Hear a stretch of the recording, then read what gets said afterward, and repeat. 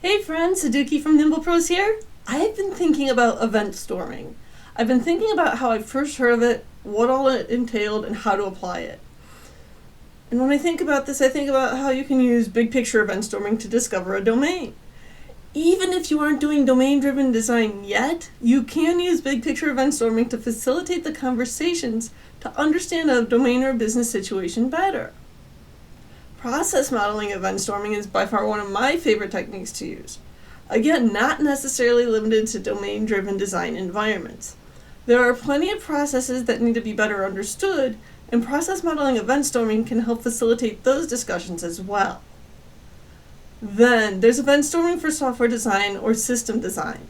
From what I can gather, it looks like it's around designing a greenfield system. When I look at all these event storming options, I can't help but hearing the voice in the back. What about those of us who don't have the luxury of being in a greenfield situation? What about those of us who inherit systems that have been working-ish up until this point? What about those of us who have legacy systems that need to be modernized? What about us? And that's what I'm here for. As someone who spent most of my software development career enhancing and modernizing legacy systems, I know that greenfield is a luxury and brownfield is commonly the reality. So if you catch my sessions at conferences on event storming, you know that I talk about event storming for refactoring. This is something critical that we need to talk about.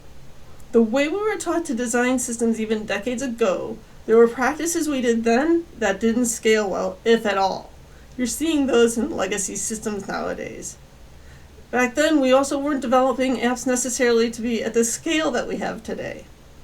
As time has gone on, design patterns have evolved, and there have been many others out there paving the way for us in terms of how to improve our apps for characteristics such as resilience, performance, scalability, security, and many others. Done a lot of conversations around inheriting legacy systems, sometimes by being in the same company and the maintainer retires.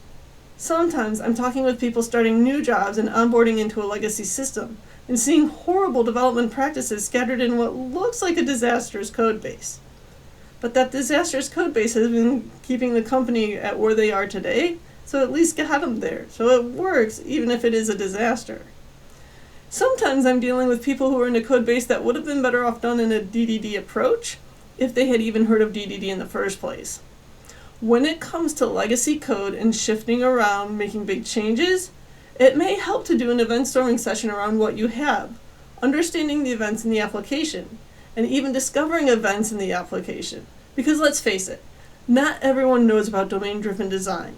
Not everyone knows about domains and domain events. There may be no events in a legacy system, and so as we discover what we have, we may realize that the system might lend itself to be a good candidate for DDD, complete with potential domain events. If you want to learn more about how to use event storming for refactoring, this is a part of our webinar on improved software development processes through event storming.